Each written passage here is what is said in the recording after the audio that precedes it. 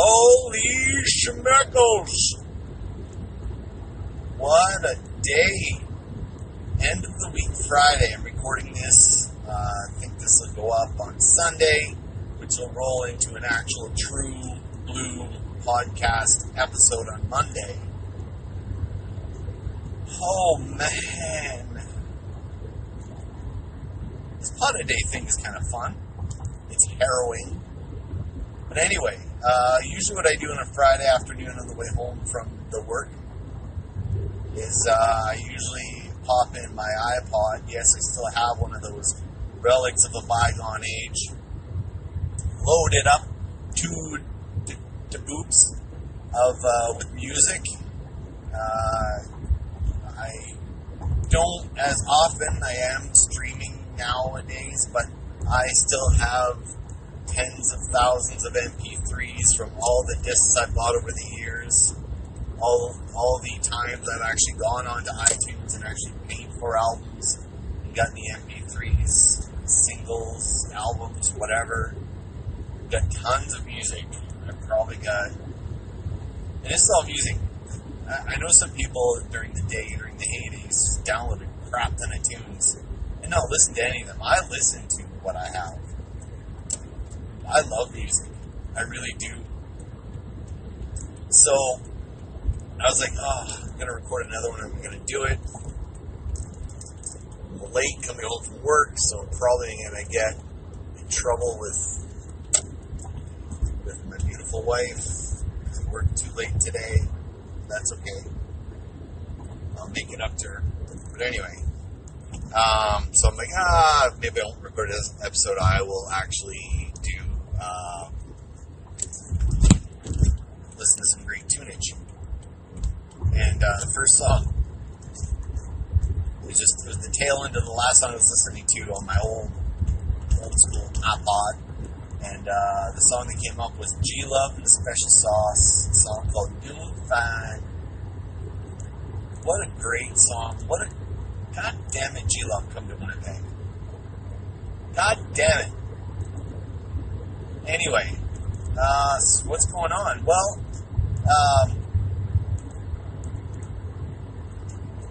perfect albums. I think this is going to be more than one episode where I talk about this, but there are a few perfect albums out there that have been released where they're good from back to front, or front to back, that you can listen to. When you listen to an album that's an actual album, and what I mean by an album that's an actual album is the album tells a story. I was kind of telling you a bit about the Dome album actually tells a story. It's definitely a story. The sequence of songs is very critical, and in the day, albums were released that way. The album, as a whole, told a story, and you had to listen to the whole album to actually fully get the story and understand it. And it took you from,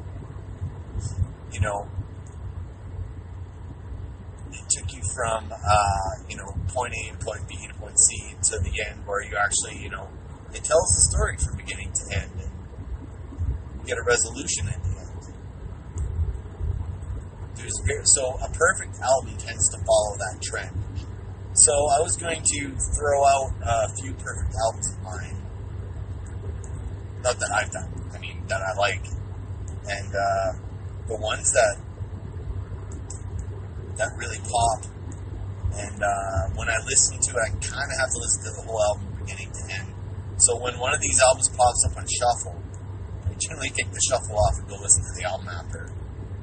Because you can't listen to one song. You just can't. It just doesn't make sense to do that. So, anyway, pending the phone call from my wife here.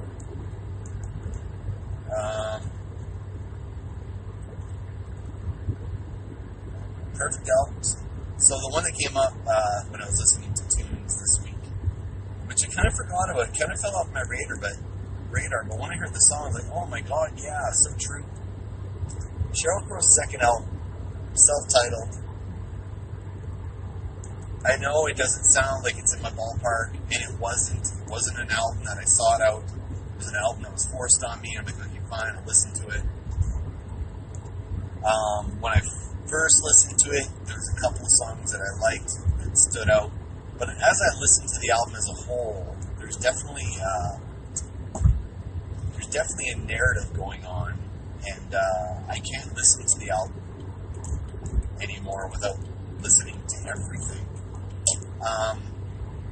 And it ends on one of my favorite songs of all time, Just an Ordinary Morning, which I really challenge you, go out and check out a YouTube clip of Sheryl Crow performing Just an Ordinary Morning.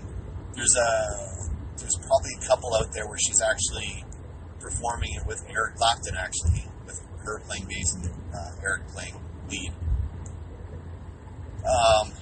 Just an amazing song, and what a way to end an album. Usually when you have a strong ass song, you don't want to end the album with it from a marketing perspective. But from an album perspective, it is the perfect way to end an album.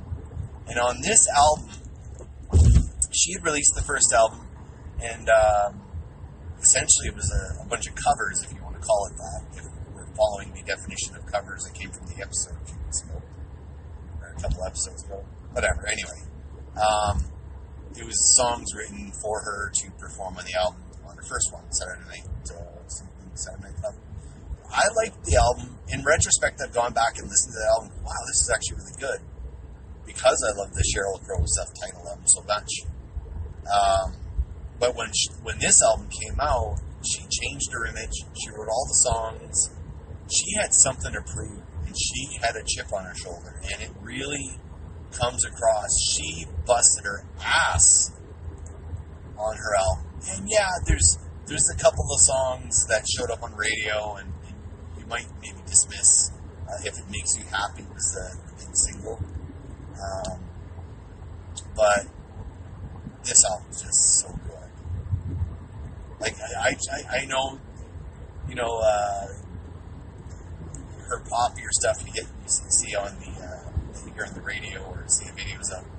That's not a representation of Sheryl Crow, not in the least. She's a fine musician, an effective songwriter, and her songs are not just pop ditties. Her songs have layers to it. I recently listened to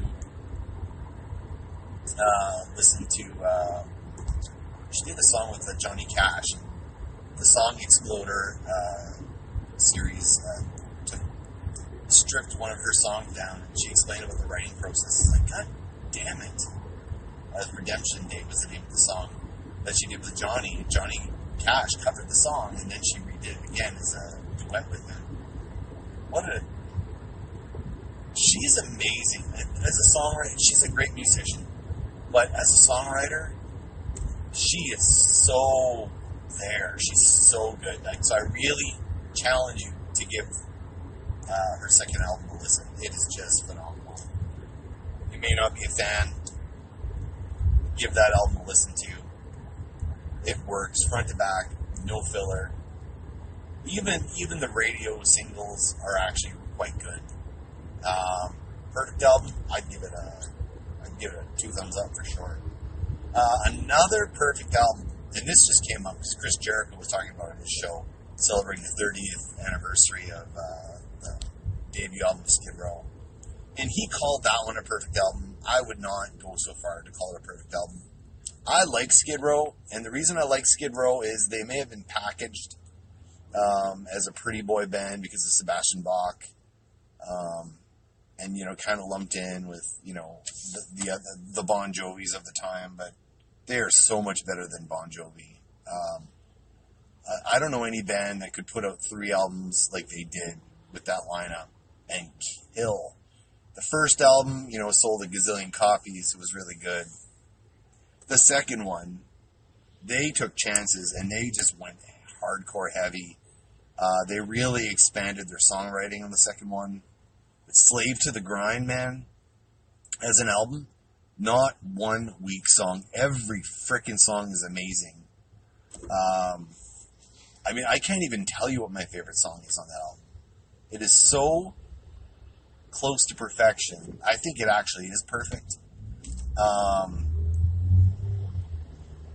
like the weak songs on that album are like some people's favorite songs. Like Monkey Business for me is probably the weakest song on the album. The opening track, they did a single for it. Is it a weak song? Not by any stretch of the imagination, but when you line it up against everything else on that album, which is just pure gold, like if all you're thinking about is I remember you when 18 in life, you are seriously depriving yourself. The quote-unquote ballads of the second album murder the ballads off the first one. If you're a ballad person, the depth of emotion, the depth of character, the songwriting on the ballads, there's 3 of them on the second one, they just murder anything off the first one. They just totally do. So good. And never mind the heavy stuff on there, it's just great.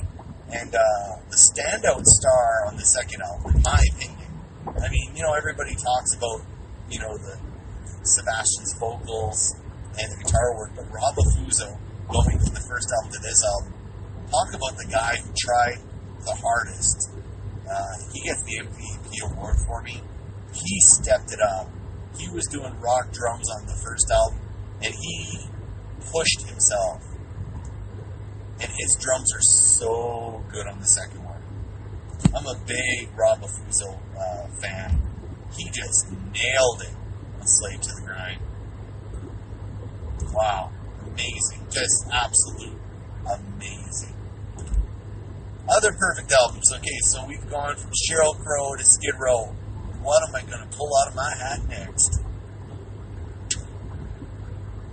Extreme, Pornograffitti. Changed my life. Voices by Tracy will totally agree. I forced that album on her. That album is sheer perfection. As a concept album, as an album, you need to listen to the whole thing. Again, for most people, the one song on that album, which is their favorite song, which might be the only song they like, which is actually their weakest song on the album, is More Than Words. Hey, it's a great ballad. It's a great thing. It's a good thing. And it sold, it was the big seller. It's what, shipped that album. But that album is a pure mixture of funk, rock, parody is not the right word, satire of what was going on in the U.S. at the time. Just brilliant, like the breakdowns of these songs, how they're laid out, how they're put together. I know a lot of you lump them in because you see Geary Sharon just kind of dancing around, but man, like listen to the arrangements on that song. Nuno Betancourt, just a genius. But then I was re-listening to it this week, and I was listening to the rhythm section. That drummer, who the frick is this guy? He plays on a very simple kit, but he is so freaking rock solid. It's insane.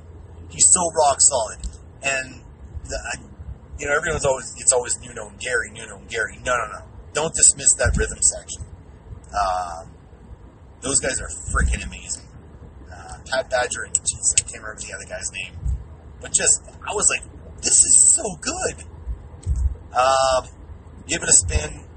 Don't discount it for the singles. The singles are they're the most radio friendly, possibly the weakest songs of the album, if you want to call it that, but they're great songs, and that is a perfect album. Extreme, Pornograffitti. Next one.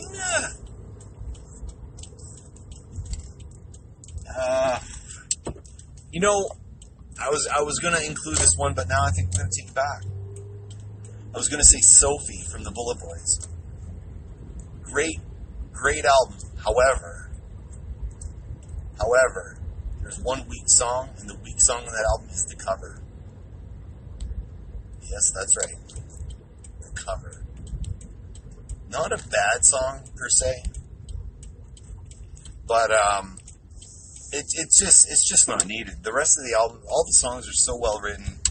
The cover on that album's not that great. Sophie's really hard to get. I think you can buy it through the website only. I bought a copy through the website ages ago. It is easily the best album that Bulletboys have ever put out. It is so good. Their debut album, which was, their big breakers, got For the Love of Money on there and Smooth Up In Ya. It kills that album. Just kills that album. It is so good. Hey, I love that first Bulletboys album. I love all the albums with the original lineup. I think they're great. But Bulletboys Sophie just kills. So many good songs. Walls, amazing. Amazing is one of the best songs that has ever been written in the history of man. Stones Daily, I think it's called. Man, it's just such a perfect album. Go check it out. There's a few for you to gnaw on. See you on the flip side.